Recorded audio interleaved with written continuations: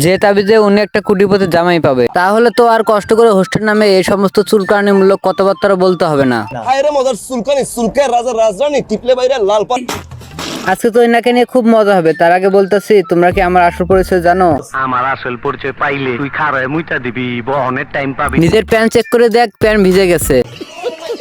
চলো ভাই, হাসি ঠাট্টা বাদ দিয়ে শুরু করি রোস্ট। তবে আজ হোস্টারকে ইচ্ছে মতন করবো আজকে রোস্ট। আপু, আপনার শোতে কি এখন আর কোনো ভিউজ নাই নাকি ওগুলো কেউ দেখে না? হঠাৎ আপনি এগুলো শুরু করলেন।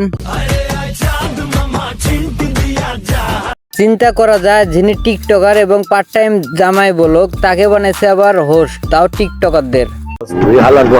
ইংরেজি মারাও। কাবিলা ভাই, হোস্টের বাংলা জানি না, তাই একটু ইংরেজি মেরে দিলাম। আজকে হোস্ট আপারে একটু রোস্ট করব।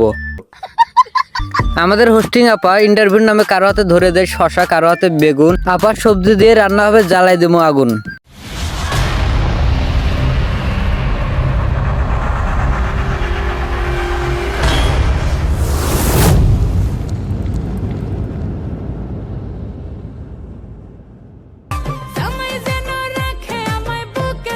অনেকদিন পর ভিডিও বানাইতেছে, তাই শরীরের মধ্যে একটা জোশ চলে আইতেছে। আমাদের এই হোস্ট তমা পাই যে এতটা ট্যালেন্টেড, যা আমি আপনাদেরকে বলে বোঝাতে পারবো না। আপু, আমি তো আগেই বললাম যে আমি বললেও আপনারা বিশ্বাস করবেন না। তার মধ্যে কথার মধ্যে বা হাত চলানোর কি দরকার আছে? যাই হোক, যা বলতেছিলাম, আমাদের এই হোস্ট তমা পাস, সে একটা শোতে চাকরি করে, যেখানে কিনা সমাজের কিছু গরু ছাগলকে ডেকে এনে প্রতিনিয়ত নানা রকম প্রশ্ন ছুড়ে দেওয়া হয়, যেগুলো শুনে গরু ছাগলরা ভেবা থেকে খেয়ে যায়। আর তা দেখে অডিয়েন্স অনেক মজা পায়। এইভাবে কিছুদিন চলার পর আমাদের হোস্ট আপা তার ভিউ বাড়ানোর জন্য কারো হাতে বেগুন, কারো হাতে গাজর, আবার কারো হাতে শশা ধরিয়ে দেয়। আবার কিছু গরু ছাগলকে ডেকে আনে, তাদের হাতে শশা ধরে তাদের নিজস্ব সোশ্যাল মিডিয়াতে আপলোড করে দিত। না ভাই, আপনারা যেটা ভাবতেছেন তা না, আমি হোস্ট আপারে এখানে কোনো ভুল ধরতেছি না। তমাবা প্রথমে হোস্টের নামে রোস্ট, তারপর সবজির খেলা, তাই এখন কি চলতেছে? কিন্তু আমি চিনতে পেরেছি, আপনি একটা ভিউ ব্যবসায়ী, ওই সমস্ত টিকটকার প্রতিবন্ধীদের মতন, যারা শুধুমাত্র ভিউ বানানোর জন্য সবকিছু করতে পারে।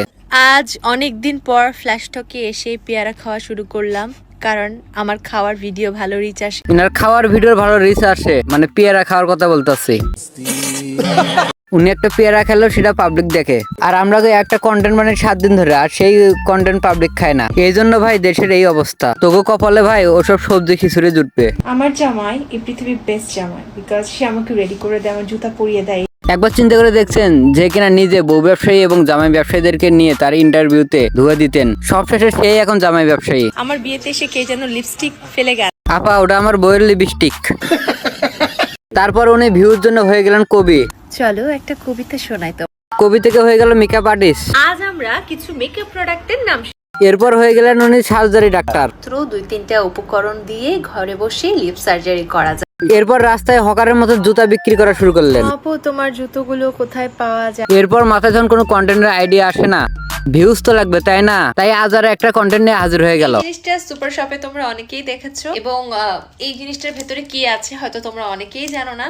সো এই জিনিসটার ভেতরে কি আছে আজকের এই ভিডিওতে, সেটা আমি তোমাদেরকে জানাবো। এগুলো নাকি একজন হোস্টারের কন্টেন্ট। আপনারা বলুন, এগুলো হোস্টারের কন্টেন্ট?